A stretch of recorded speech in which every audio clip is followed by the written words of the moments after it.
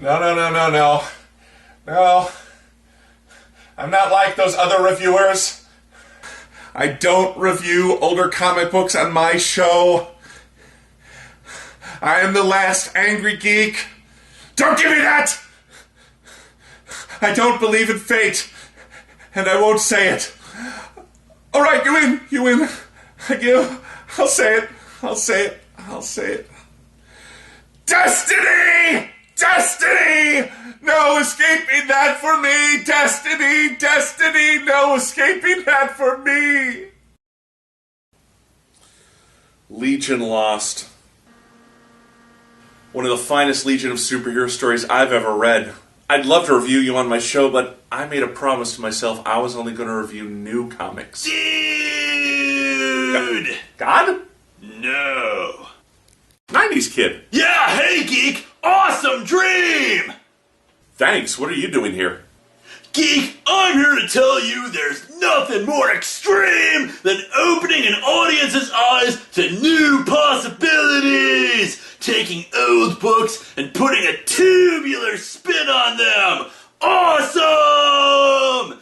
As long as your audience appreciates the book you're reviewing, then it shouldn't matter if they're old or new. That's a good point. Besides, a trade paperback of Legion Lost is coming out in June, so if anyone gives you attitude, bro, just say you're reviewing that!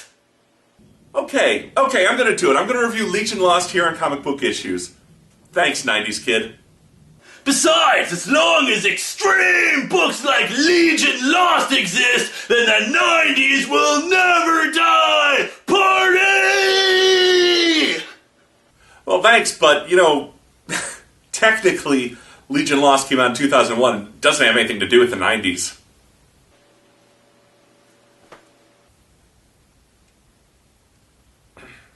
God, screw you, man! Jeez, try to do a guy like a favor or something. God.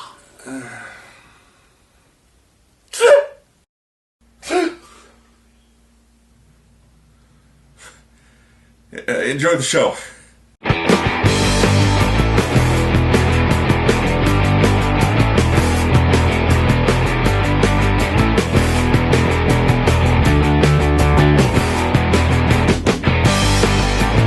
Hi everyone, and welcome back to Comic Book Issues. I'm your host, the Last Angry Geek.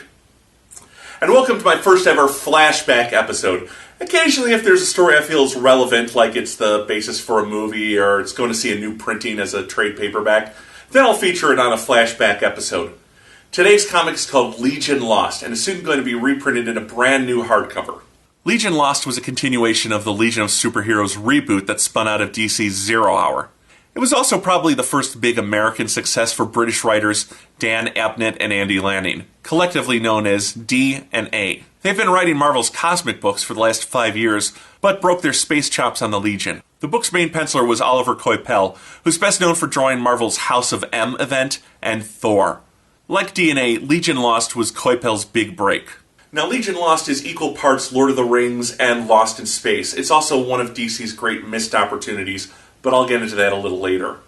The book followed the cancellation of DC's two ongoing Legion titles at the time, Legionnaires and the Legion of Superheroes. The last two issues of these two books set up a story for Legion Lost. A race called the Blight invades the United Planets, a group of inhabited worlds all aligned under a benevolent government and protected by the Legion of Superheroes. Now, the Legion drives back the Blight, but not before the Blight opens up a rift in time and space that swallows Legion headquarters while several Legionnaires are still on board. Legion Lost opens with 3 armored beings flying through space only to be attacked by the bug-like progeny.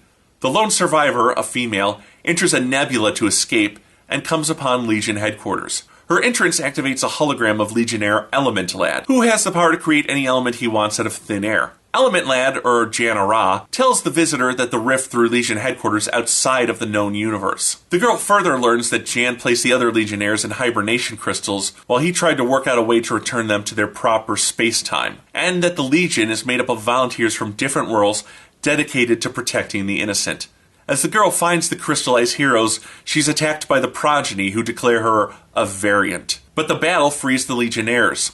Saturn Girl, a telepath. Livewire, who hurls lightning. Chameleon, a shapeshifter. Kid Quantum, who can slow and speed up time. Monstrous, a super strong ogress. Umbra, who generates shadows. Ultralad, who has super strength, invulnerability, and supervision, but can only use one power at a time. And Brainiac 5.1, a super intelligent descendant of the Superman villain. The Legion makes short work of the progeny before introducing themselves to the young girl, whose name is Shikari. A quick rundown, and Brainiac realizes that they might not be anywhere near their home galaxy. Ultra Boy begins to freak out when he can't find his wife, Apparition. Tina, her real name, miraculously appears out of the floor using her phasing power and calms Joe, her husband, down.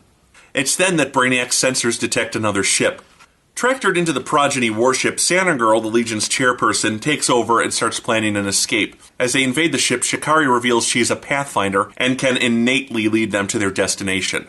Half the team comes to a laboratory where they learn what happens to anyone the progeny deem variant. They murder whole species, recycling their bodies. The sight of this sends Monstress into a rampage. We learn in her past Monstress was part of her planet's elite, until a gene bomb mutated her into her present form, causing her perfectionist father to abandon her. She won't allow the progeny's victims to be abandoned as she was. But when they learn they've been invaded by the Legion, the progeny command orders their prisoners gassed before they can be rescued. Enraged, Monstress is forced to remind herself that Legionnaires don't kill. As Kid Quantum destroys the ship's engines, Umbra clashes with her teammates, a hardness they attribute to her torture at the hands of the Blight. The final team confronts the progeny and secures maps and supplies before abandoning the warship. Using a progeny shuttle to tractor the Legion headquarters away, they go to meet Shikari's people, the Quai. Quai? Quai not? Amidst Kid Quantum's fears that Element Lad may have sacrificed his life to save theirs, Shikari explains the Quai followed a rogue star, a good omen to them, to this system, even though it brought them into conflict with the progeny. While the Quai helped the Legion form a new ship out of their outpost in the captured shuttle, Shikari shows Quantum and Ultra Boy the rogue star, but they quickly recognize its energy signature as something else. The Legion and Quai collect the rogue star, revealing it to be the energy being Erg-1, who fell into the rift before anyone. Indestructible, he's drifted through space until the Legion collect him and reform his containment suit. Their joy is short-lived as the progeny attack. The Legion buys the Quai time to flee, with Shikari choosing to remain with the Legion to help them find a way home. Later, a training session goes wrong as Umbra freaks out on her colleagues. Meanwhile, Livewire's hydroponics garden is up and running, but he can't get Imra, aka Saturn Girl, to discuss their stalled romance. Shikari mistranslates Erg-1's name as Wildfire, and Drake seems to like it. A test of their new subspace drives gives them encouraging results, but then attracts a number of space parasites, rendering the drive useless. Shikari's power searches out a way for the Legion to return home, leading them to a pyramid floating through space. Brainiac discovers that it's an arc made out of hard light. The rock is just cosmic dust that is collected along its travels. A laser fires out and the Legion find one of the progeny. Part of a patrol that boarded the pyramid, it begs to be saved from something called the Omniphagus. Brainiac realizes the pyramid contains a portal that could transport them home, but is actually an interdimensional prison. It's then the Omniphagus rises up and attacks them.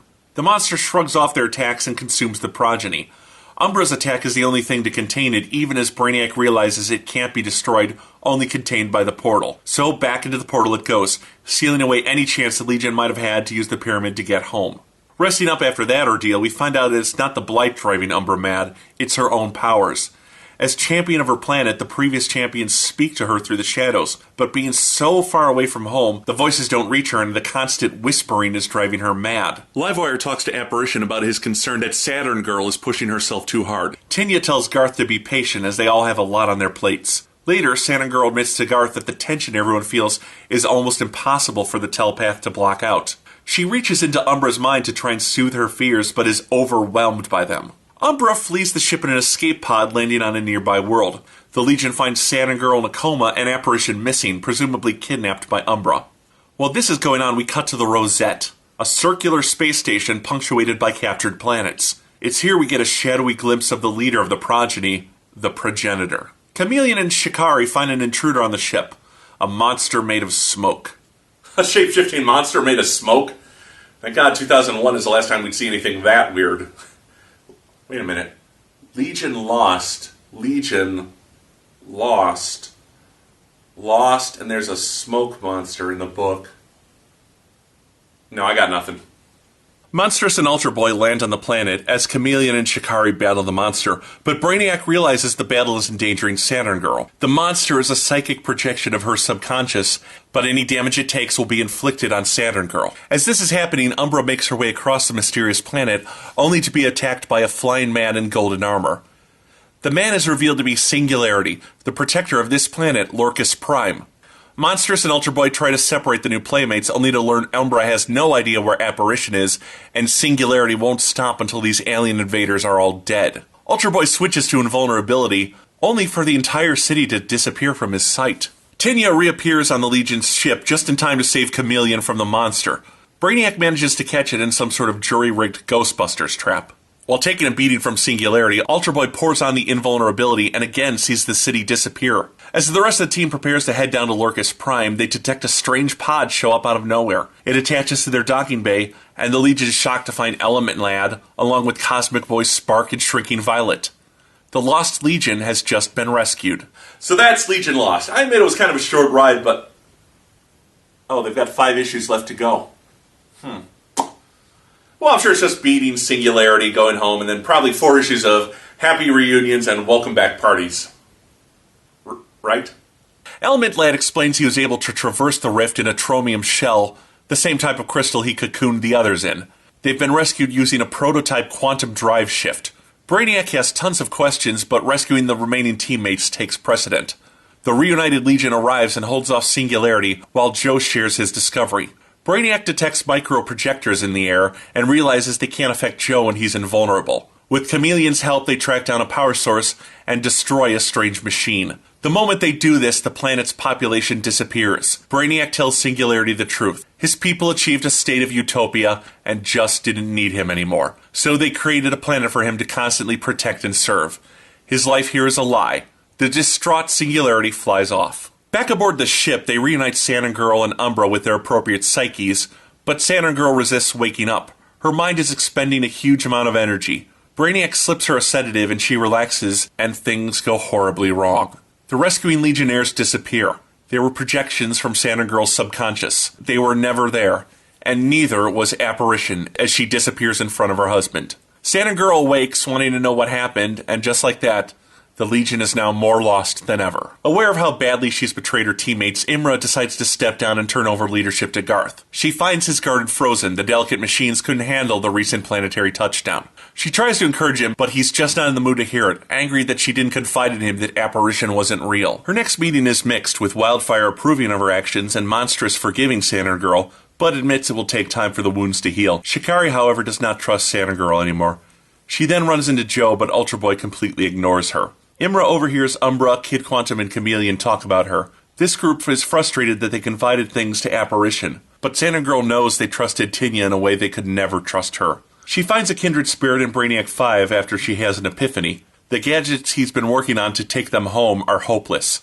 Without a frame of reference, he doesn't know how to get them home, but Imra reminds him that this deception gives the team hope. She finally confronts Joe. He vents his anger, but also his certainty that they'll find their way home. Imra admits the deception with Tinya was only meant to be temporary, but she saw how much Ultra Boy needed his wife to anchor him. However, sharing Apparition's intimacy with Ultra Boy has brought him and Saturn Girl closer than either expected. The awkward moment is broken up by Wildfire, who says they're needed on the bridge.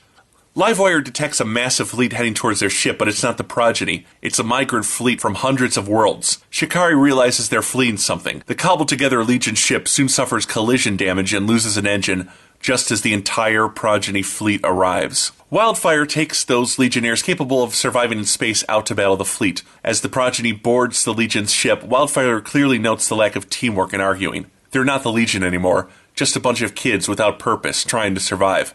Eventually, they're captured. Wildfire awakes in the Progeny brig with the rest of the team. The Progenitor sent the Progeny across the universe to bring the Legion to the Rosette. Finally, they are brought to the Progenitor's throne room, and, in typical Bond villain panache, his chair rotates to reveal the Progenitor is none other than Element Lad. As he sends the Progeny away, Gian creates a holographic crystal to show his story. He transformed into Tromium, the only element that could survive the rift, and went outside to repair their ship for its return to reality, but was confronted with a white void of non-existence.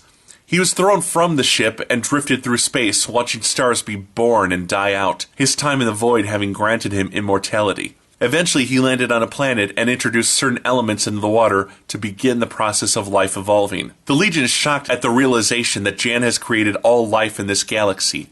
With his power and immortality, the former Legionnaire considers himself a god. He barely even remembers the Legion, it was so long ago to him. Having remembered that they all come from another galaxy, Jan has secured the Ark, imprisoned the Omniphagus, and opened the gateway at its core. He further demonstrates his goodwill by freeing the Legion from their constraints and regrowing Livewire's missing arm. The Legion, now resting in comfortable quarters, question Jan's sanity and the idea of taking him back home. Brainiac points out that his perspective has changed, neither good nor evil as they define it, but creating species and wiping civilizations out is just something he does. All life forms live and die too quickly to matter to him anymore. They decide they need proof of Jan's intent for Earth and beyond, so Saturn Girl will be forced to invade his mind, which she points out the others all had a huge problem with her doing to them. Monstrous and Chameleon accompany Saturn Girl to confront him. When Jan can't even remember his own name, a teary-eyed Monstrous pleads with him to try and remember the past, and asks what he'll do when he gets home. His chilling answer? Make it better. And with a flick of his wrist, disintegrates his one-time friend. Saturn Girl sends out the word. They have to stop Element Lad. It's after this horrific loss of one of their own that the Legion is reborn. They have a purpose. Stop the mad god that their friend has become at all costs. Brainiac feels sure that they can navigate a way home with Shikari's help, whereas the progeny would be flying blind if they entered the gateway. Chameleon wants to kill Jan, but Imra reminds him that the Legion doesn't kill. This doesn't stop Jan from putting Cam's shapeshifting through its paces. It's only Saturn Girl's devastating psychic attacks that phase Element Lad. Saturn Girl telepathically sees that Jan plans to release the Omniphagus to destroy this galaxy after he leaves. The Legion fight their way onto the ship only for the Omniphagus to escape as Jan drops his guard. Jan grows in size to battle the monster, and with the Legion working as one, they find a way to close the gateway permanently after their ship goes through it. But this still leaves the problem of Jan-Ara, now merged with the Omniphagos into one monstrous being. The Legion needs time to close the gateway after going through it. With the monster mere seconds behind them, the Legion of Superheroes must find a way to both stop a fallen friend and finally return home. After this series wrapped, Wizard Magazine held its annual Wizard Awards, where the fans vote for the best creators and events in comics from that year. The final moments of Legion Lost won Best Moment in Comic Books for that year. So I trust you'll understand that I don't want to give the ending away, but trust me, it's a powerful moment. Now, as I mentioned at the start, I feel like this was one of DC's greatest missed opportunities. The book had a lot of critical acclaim, and the Wizard Awards probably generated some fan interest, but for whatever reason, DC never published a trade paperback of this story. In fact, they never put DNA's Legion work in a collection except for the later stories when Superboy traveled to the future and joined the team.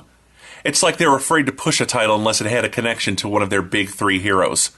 If it had come out 10 years ago, it might have fostered that Legion's popularity, making the second reboot unnecessary. It's only now, 10 years later, and 3 years after Jeff Johns revisited the Zero-Hour Legion in Legion of Three Worlds, that DC is putting out this collection. Only after DNA have been writing all of Marvel's cosmic titles to critical acclaim, and are now the writers on New Mutants and Heroes for Hire. Only after Oliver Coipel made a name for himself as the artist on House of M and Thor. Well, never let it be said that DC was afraid to cash in on Marvel's success. But what about the book itself? Let's break down the pros and cons of Legion Lost. DNA used a different Legionnaire to narrate each issue. That's not exactly a new tactic, but it does help you to get to know each alien as they try and relate to the hardships they have to endure. The progeny and the idea of ethnic cleansing on a galactic scale gives us a very easy-to-hate enemy, even if the progeny come off as nothing more than one-dimensional religious fanatics. The twist of making Element Lad the progenitor might be seen coming by a few of the more shrewd readers, but I felt it was a nice twist, setting up the Legion against one of their own, a man they all loved and respected, but who's now so changed by his experiences, he simply can't be allowed to go home. Also, the portal home is a bit too convenient. It's a way home they simply stumble upon rather than working to achieve. Still, the heart of this book are the characters, and that's where Abnett and Lanning shine. You get both Monstrous's outrage at the progeny's murder and her inner femininity that shines through her hulking form. Wildfire's recklessness and his longing for physical companionship. Saturn Girl's desperate need to hold her team together and her sorrow at the need to betray them. It's in how we see those people and how they see each other that this book works best. Oliver Coipel's art is a bit unpolished compared to his eventual Marvel work, but you still get a rough form of his eventual brilliance. It's a bit scratchy and rough at times, but his monsters and aliens look suitably foreign to our eyes, and his legionnaires are young Adonises and babes in spandex. Where the art doesn't work for me is when Pascal Alix takes over for issues 4, 6, and 9. His art, at best, appears to be trying to copy Coipel's style, but he doesn't quite pull it off, and things end up looking strange and awkward. For one thing, his ears look like horrible tumors growing out of people's heads, and he tends to over-crosshatch. That is, he puts too many lines on the characters' faces and costumes. I get that he's trying to portray shadows and textures, but that's the inker's job. Still, Alix's art is a minor quibble. So, Legion Lost. In my mind, one of the best Legion stories of all times. Not because they show the team at their prime, but just the opposite. They show them at their worst and how they come back from that. This almost made my recent top 11 standalone stories list, but there were too many references to the Blight storyline in the previous titles. If you're worried that not having those issues might hold you back, well, DC went ahead and published the Blight storyline in its own trade paperback entitled Legion of the Damned, and it retails for about $8. As for this story itself, I give Legion Lost 4 out of 5 stars, and recommend it to any fan of Legion of Superheroes or any comic book fan looking for a good against-all-odds survival story. Thanks for watching, folks. This is The Last Angry Geek, and I'll see you here next time on Comic Book Issues.